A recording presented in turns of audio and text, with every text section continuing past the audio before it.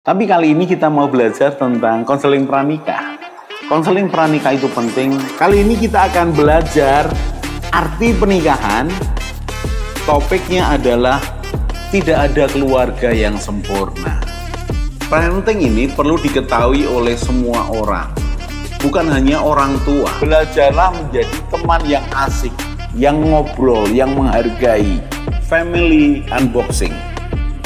Membongkar keluarga.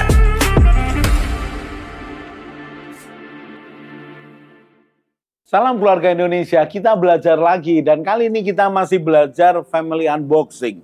Dari family unboxing kita akan membongkar keluarga, apakah keluarga kita sendiri ataupun keluarga orang lain. Bukan untuk menyudutkan, bukan untuk menyalahkan. Bukan untuk merasa benar, bahkan merasa lebih hebat. Bukan sama sekali. Tapi untuk belajar. Menambah akan pengetahuan, memberikan nilai hidup dalam hidup rumah tangga keluarga kita masing-masing. Bahkan menambah akan martabat kehidupan ketika kita memiliki pertimbangan yang dewasa dan bijaksana. Kita belajar family unboxing.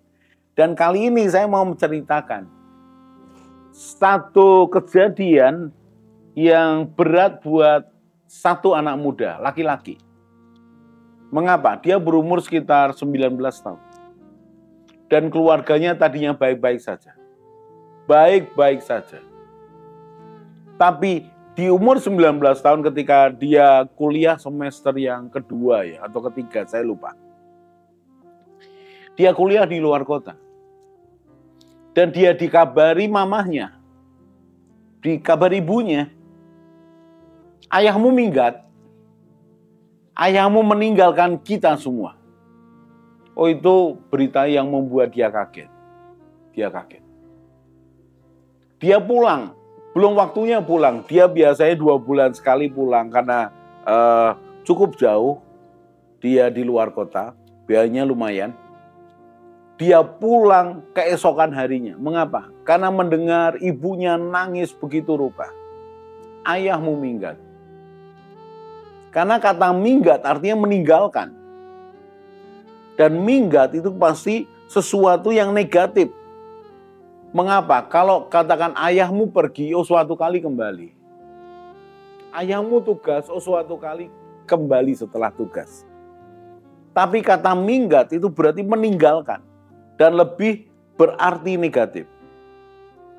Dia mendengarkan tangisan ibunya dengan berat hati. Bagaimanapun. Dia dengan adiknya sudah bertumbuh dalam keluarga yang baik-baik saja. Baik-baik saja. Dia hidup dalam keluarga baik-baik saja. Dan selama ini komunikasinya dengan ayahnya juga baik-baik saja. Ayahnya juga kadang datang ke kosnya 1-2 kali. Ketika ayahnya pergi keluar kota dan melewati kota tempat anaknya ini kos, kuliah. Dan sepertinya baik-baik saja. Kemudian ketika malam itu mendengar kabar dari ibunya, ayahnya minggat. Besoknya dia balik. Dia pulang ke rumah, dia tanya kepada ibunya. Ibu, sebenarnya apa yang terjadi? Baru kemudian ibunya mengaku bahwa permasalahan mereka sudah berjalan 4 atau 5 tahun. Pertengkaran mereka sudah berjalan begitu lama dan tidak selesai, justru makin tajam. Dan ayahnya tidak tahan. Ayahnya merasa disalahkan terus-menerus. Memang di awalnya ayahnya yang salah. Apa itu? Buat keputusan yang salah tentang investasi. Yang menggoncang, mengambil akan tabungan keluarga. Dan keputusan ayahnya soal investasi yang salah ini tidak dibicarakan dengan istrinya. Dengan ibu mereka. Memang ayahnya pernah mengatakan ada tawaran nih, ada invest dan segala macamnya. Tapi invest yang diberikan itu merupakan angka yang kira-kira itu tabungan keluarga. tabungan keluarga yang buat mereka besar, ya mungkin buat orang lain nggak seberapa besar. Berapa angkanya? Angkanya 42 juta. Mereka menjaga hidupnya dengan baik dan bisa menabung keluarga 42 juta. Buat ibunya itu angka yang besar. Kenapa? Selain untuk berjaga-jaga kalau ada sesuatu, untuk sekolah adiknya, untuk kebutuhan yang lain, untuk semua hal itu berlangsung dengan baik. Ayahnya buat kesalahan, itu sekitar 5 tahun sebelumnya. Yang ternyata ayahnya tertipu dan uangnya tidak balik. Dan itulah pemicu masalah. Bertengkar, menyalah-nyalahkan, bertengkar, menyalah-nyalahkan. Ibunya tidak bisa menahan diri karena sakit hati. Begitu sakit hati. Bagaimana bisa? Itu tabungan sekian tahun loh. Dan dapat 42 juta. Kemudian tanpa sepengetahuan, tanpa sepertujuan dia, diinvestkan sesuatu yang kemudian hilang begitu rupa. Dan sejak saat itu pertengkaran selalu masalah uang. Mengapa? Ya karena ketika membutuhkan uang yang tak terduga karena kebutuhan mendadak, maka ribut mereka. Dan kalau sudah ribut, ibunya akan mengingatkan kembali kesalahan ayahnya. Terus-menerus seperti itu. Terlebih lagi muncul 2 tahun ini, pekerjaan ayahnya mulai berkurang. Tidak lagi seramai dulu. Dan itu menjadi pemicu lagi, bertengkar lagi. Dan sebenarnya ini kata ibunya, sebenarnya ayahnya memang sudah berusaha lebih hati-hati. Ayahnya ini sudah mulai terbuka lebih baik daripada sebelumnya. Termasuk langkah demi langkah kecil mereka bicarakan. Ini sudah bagus. Ibunya mengaku begitu. Tapi ibunya juga sadar bahwa dia tidak bisa mengerem perkataannya, cara ngomongnya. Dan selalu muncul kekecewaan itu. Jadi setiap kali masalah kecil, duit selalu kembali ke sana, selalu kemudian menyalahkan, menyudutkan. Bahkan muncul maki-makian dan merendahkan. Laki-laki tidak bertanggung jawab, buat apa, dan segala macamnya. Perkataan yang sebenarnya tidak perlu karena terlalu emosional. Tapi itu terjadi terus-menerus. Ibunya menyesal suaminya ini minggat. Tapi apa boleh buat? Sudah terjadi.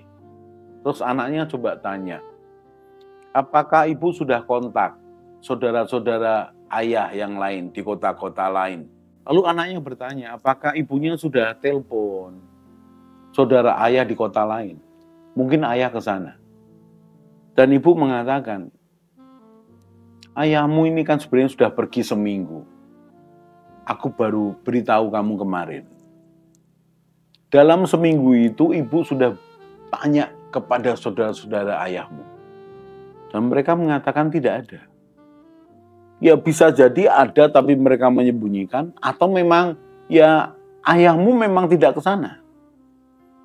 Jadi benar-benar ibu ini lost kontak. Ayahmu ini kemana? Lalu sang anak yang sudah kuliah ini, ya dia tidak tahu apa yang harus dilakukan. Dia tanya kepada ibunya, ibu apa yang aku bisa bantu? Dan ibunya hanya mengatakan, tidak ada. Tidak ada, kamu kuliah saja, kamu jangan terganggu. Anaknya mengatakan, bagaimana kalau aku cari ayah? Ibunya mengatakan, tanggung jawabmu kuliah, tuntaskan itu. Dan tugas ibu untuk mencari ayahmu. Kalau kamu kemudian mencari ayahmu, itu butuh biaya. Dan kita ini masalah di uang. Ekonomi kita ini masih ambruk nih. Jadi tolong jangan. Kamu kuliah saja.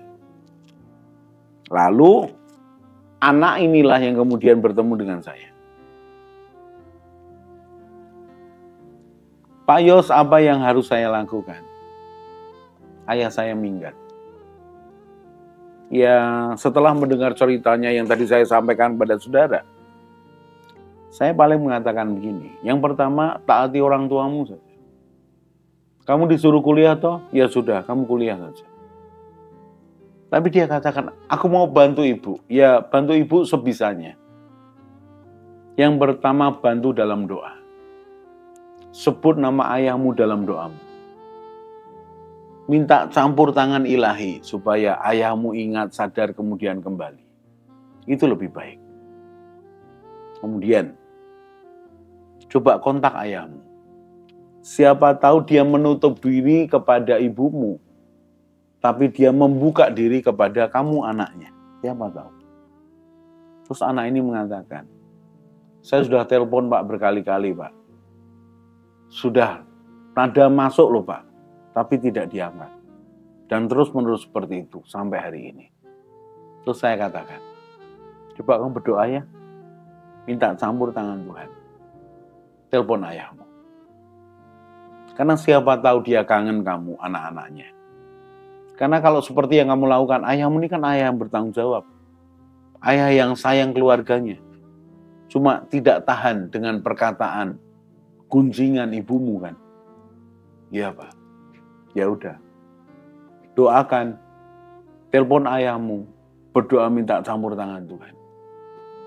Berikutnya apa yang saya bisa lakukan Pak? Sementara itu. Nggak ada yang bisa kamu lakukan. Lalu dia mengatakan begini, kalau nanti liburan kuliah saya cari ayah saya supaya tidak mengganggu waktu kuliah, boleh? Oh ya, sangat boleh. Datangi satu persatu kemungkinan di mana ayahmu itu pergi. Yang pertama keluarganya, yang kedua teman dekatnya, yang ketiga tempat di mana kira-kira merupakan pelarian hobinya. Contoh, kalau ayahmu itu suka pelihara burung, carilah tempat di mana orang jual burung itu ada. Di kota manapun, termasuk di kotamu sendiri.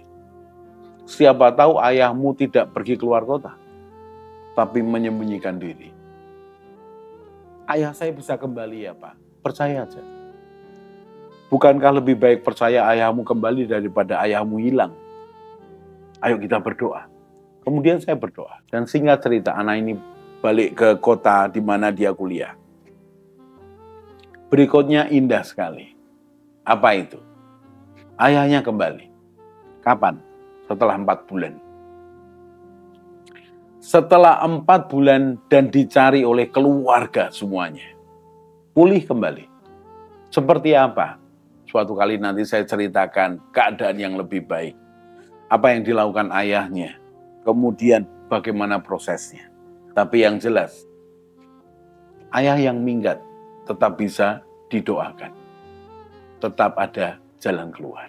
Kita akan lihat lagi family unboxing yang lain. Salam keluarga Indonesia.